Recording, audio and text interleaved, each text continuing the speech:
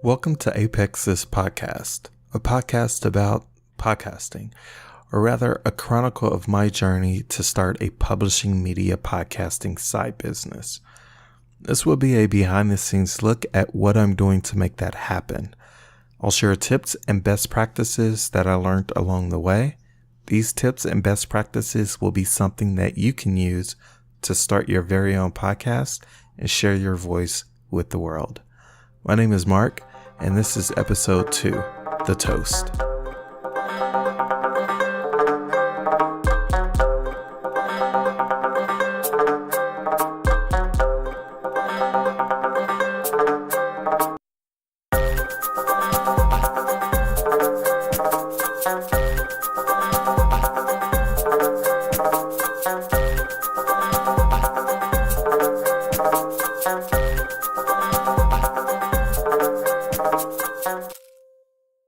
Toastmasters. If you followed me this far along, you would have heard this word before. What is it? Toastmasters International is a global communication and leadership program. You navigate through a workbook that takes you through various types of speeches to write and perform. You also step into various roles in which you take the ownership, learning invaluable leadership skills. Don't worry. The environment in Toastmasters is very supportive. You have mentors that guide you through your speeches. You receive feedback from everyone regarding your speech, and you have a specific evaluator that records your overall speech feedback. This feedback tells you what went great, what to watch out for, and what to keep doing. Now, most people are absolutely afraid of performing their speeches, but if you start with Toastmasters, I believe you will build that confidence, and it's thanks to the supportive environment of your Toastmasters club. While sounding a bit like an infomercial, I was not paid, nor do I receive any kickback for my statement. It's a club that I enjoy and one that has improved and refined my public speaking. Today's speech is speech number 4, how to say it. This speech objective is to choose the right words and structure to communicate my ideas clearly and vividly while using rhetorical devices to enhance and emphasize ideas per the handbook. And speech number 4 is, as you guessed, the first speech when starting out in Toastmasters. There are 10 total speeches in the first workbook, so I have a few more to go to advance to the next level. My speech that you're about to hear is recorded at home. My goal was to record my speech live, but things had not worked out in that way for this one. Future speeches will be recorded, and you will be witness to all my nervous tics. What you will now hear is a second draft of the speech after a full rewrite. After the speech, you will hear a recording of my post-speech thoughts and feedback I received.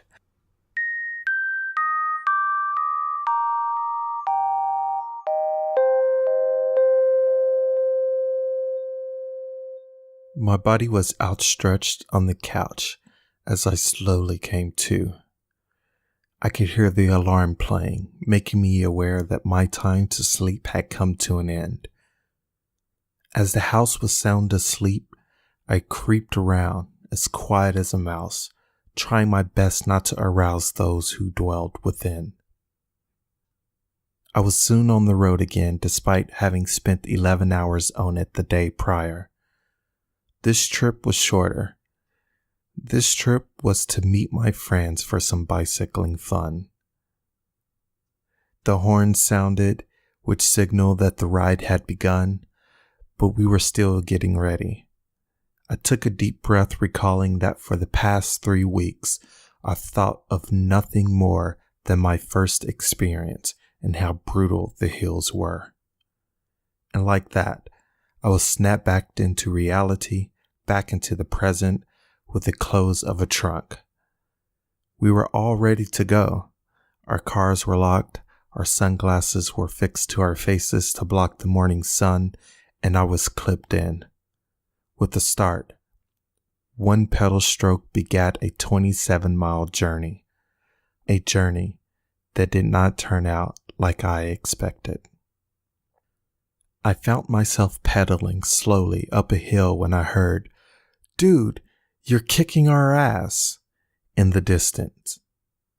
I turned and saw two of my friends, mouths agape, struggling along with me as we climbed the hill to the distant top. We stopped, as agreed, at the halfway point to rest, get water, and refuel. This is where the accolades flooded in. My friends patted me on my back despite our ragged breathing and told me how awesome I was doing. There was no place for me to retreat. There was no place to hide. At this moment, I found myself unable to enter a mode of self-deprecation, and then slowly began to realize that this time, unlike last year, I was in the front leading the group. I was cruising alongside my friends as they furiously pedaled to keep pace. I was, in fact, kicking ass. This break gave me a moment of self-reflection to see how I arrived to this point in time. I remembered that I made a commitment to train every weekend. I recalled how I would push myself each time to be faster, to be stronger. And when I felt that I did okay for that stretch of road, I would tell myself, "You can do better." When I took a step back and looked at what I did to push myself, I smiled. And for that moment, the fear of failure, the perceived ridicule, and deprecation of one's measure left. When I looked down, I saw the small steps I've made to stand atop this hill. And in the distance lays peaks and valleys that signal the hard work and reward that awaited me, one pedal stroke at a time. We continued onward, mentally preparing ourselves for the hill of death, the hill that was on the verge of making us surrender the year before, the hill we shared nightmares of in the days since. From road to neighborhood, the police directed us. We yelled our thanks with bated breath. I picked up speed, shifting into harder gear so that I could get as much run on the hill as I could, and then I saw a school. It was at this moment that I think we almost cried, not because the dreaded hill was before us. It was because it was at this precise moment we realized that the course had changed to exclude the hill of death. We crossed the finish line alive and with smiles on our faces. And for all the times I kept telling myself how much I sucked at cycling and how slow I was, that hard work was realized by the words of encouragement from my friends and by knocking 50 minutes off my previous year time. Thus, I turn to you. If you are like me, don't become too focused comparing yourself to where others are in their journey. Don't cower to the unknown guardian that blocks your path. Don't join the debilitating voice that tells you to not try, because if there is any voice that should tell you to go for it, it is yours. When you wake tomorrow, preparing yourself for the day, I want you to remember one thing. As you stray past the last reflection in your home to join the bustle of the world, look at the person that lives within your mirror and tell them, don't forget to be awesome, because you're better than you think. And there we are, speech number 4. What did you think? Before you tell me, let me share what others said about the speech and my own thoughts. Maybe a match up to yours. Okay, I wanted to get this recorded while the thoughts were still fresh. And you can probably hear my dog snoring in the background. So, today I did my Toastmasters speech, It was speech number 4, titled How to Say It. And the speech focuses on using words that express vivid imagery, short sentences, short paragraphs to be able to capture the audience, right? And it's all about giving visceral images to your audience to connect with them better. So, my speech was titled, You're Better Than You Think. And I actually, last night, rewrote the speech in its entirety because I was trying to tell a story with it of a recent experience while also trying to pull them into that story, show conflict or hesitation regarding my experience, and then integrate that into my message of you being better than you think you are. And I got some really good feedback. So because it was a speech that I had just written, I did not really do a good job outlining like the main acts of the speech, as one Toastmasters guest put it. I didn't put the act together, so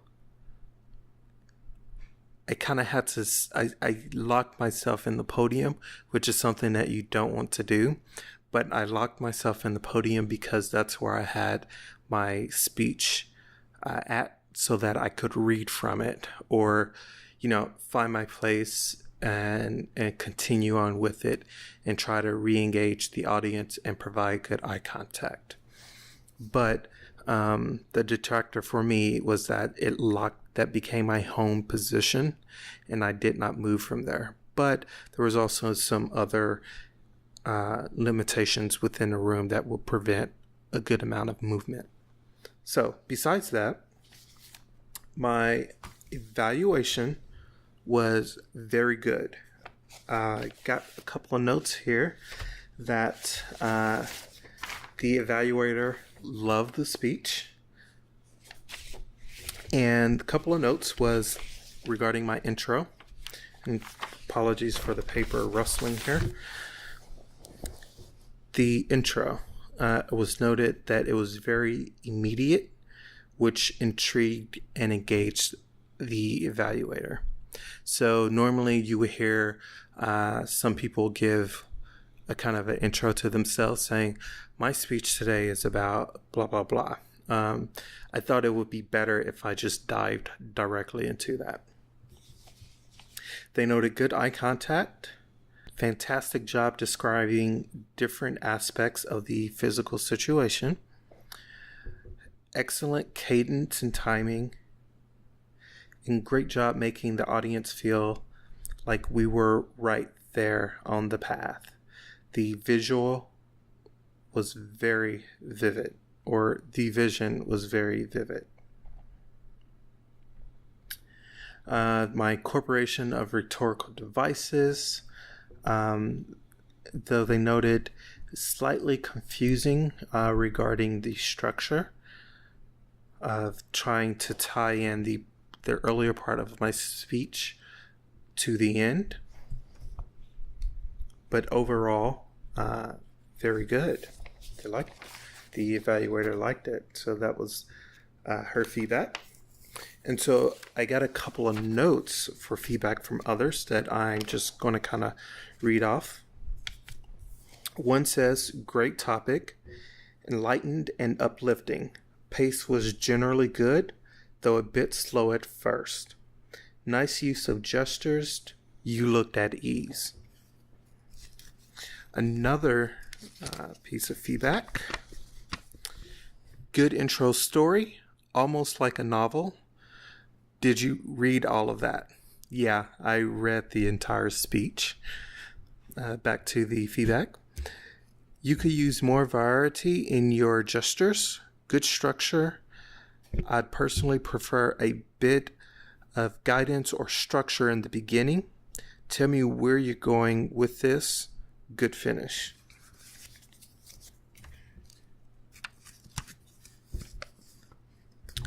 Loved language choice and the way we were carved through story. Didn't go how I thought, which is a quote from my speech. Hill of Death, another quote. Course changed, another quote. Good pacing, though it could be sped up. Some more feedback. Awesome talk, engaging, interesting, good pauses at right time. Used word of the day, which was a plum. I threw that in my speech. And the last piece of feedback reads, wow, loved your speech, personal, relatable, and great structure. Can't remember if beginning and end were related to each other. And my own personal thought, I agree.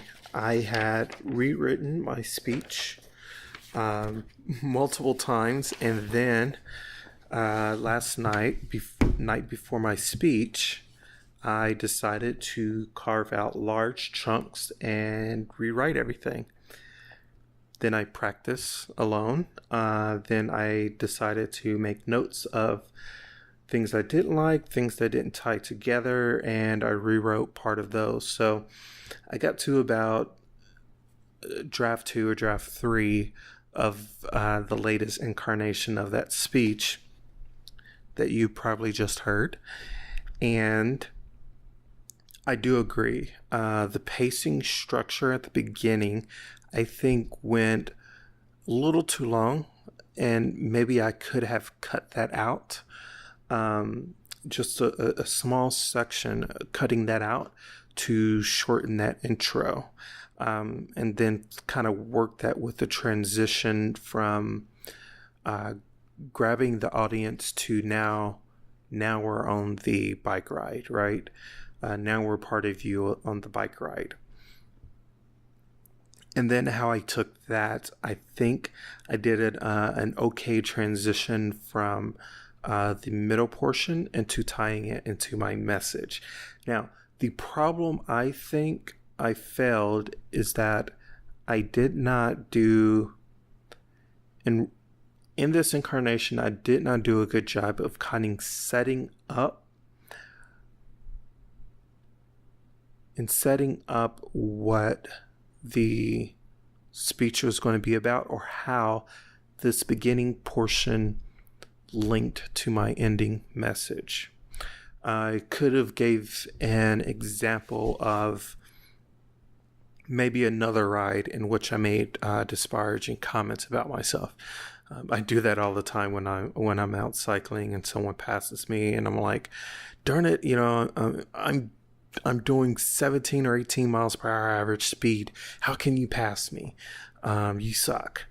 But I think I can do a better job of setting that up, setting what that conflict is up, so that they can get a gleaning of that based on the title and where I'm going with this, and then kind of have that reoccur throughout it, and then show a transition of that for myself personally and what the results of those are, and then to drive home that message at the end. I think I could do a better job of that. So I do blame myself for not being prepared and having this written much earlier. So I think another draft or two of that would be much better. I think I kind of like the pacing, the tone, keeping it there. I can use a little bit more voice inflection to show, to kind of add a twist on certain parts throughout the story or throughout my speech. What else? Even though this is through audio, you aren't able to see the other things. So again, like I mentioned earlier, is that because I wasn't very familiar with my speech and I didn't write myself an outline of the 3 or 4 basic principles to kind of guide myself through the rest of the story, I kind of became a homebody at the podium, not moving around very much, though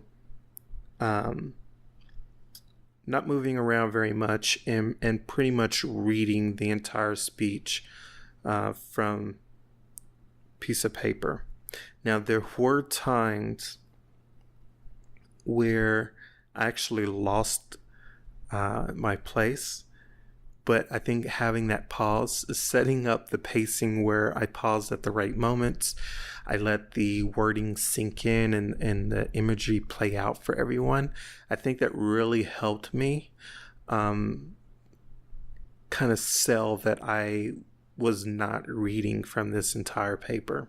So that was purposely done and a great benefit from that little accident there. But outside of that, even though I was reading the entire speech and there was only certain small sections that stood out, I kept telling myself, make eye contact.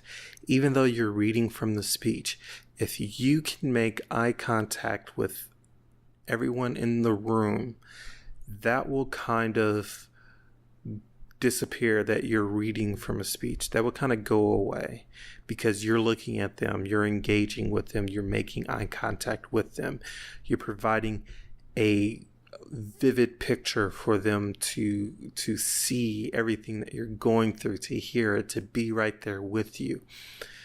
That will kind of allow them to escape, if you will, from the moment. And so that when you look down or scan down at your piece of paper to read the next few lines, you're kind of forgiven.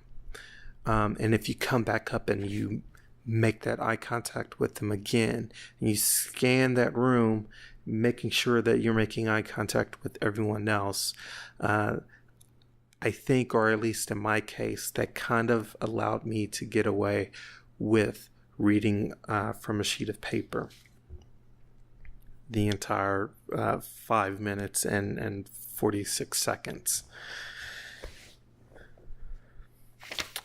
I also noted there were a couple of things for the Agamarian. Noted one of her favorite lines, and actually it's in my speech. It was one of my favorite written lines that I made. And again, that is, don't cower to the unknown guardian that blocks your path. I really like that. Yeah, I really like that line. And that, I think that says a lot. So yeah, those are my thoughts on my speech. You would have heard it beforehand of this incarnation of the speech. Like I said, I really like it. I think I'm going to do 2 more drafts on this and a couple of more practice shots, and then see if I can redo the speech at another time. That's one of the great things about Toastmasters, is that you're practicing, you're learning how to speak. And for me, it's teaching me different ways to write or improve my writing for speaking. And through speaking, it's teaching me how to engage an audience, how to phrase and word things. And having that feedback is invaluable. I know that it would definitely help me as I continue forward doing a podcast, story podcast. That's it. I just wanted to get these quick thoughts in while they were fresh in my mind. And thanks for listening.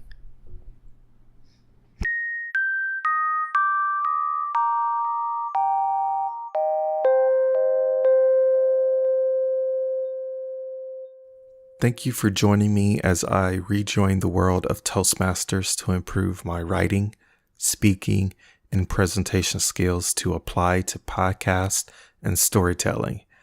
And I hope that it has sparked an interest in you to check it out. I will include a link in the show notes so that you can find the nearest Toastmasters club to you and become a silent observer and hopefully a speaker. Join me in 2 weeks as I plot away on something that benefits me. And maybe you too? Thanks for listening. Be sure to follow me on Twitter and Instagram at ApexThis.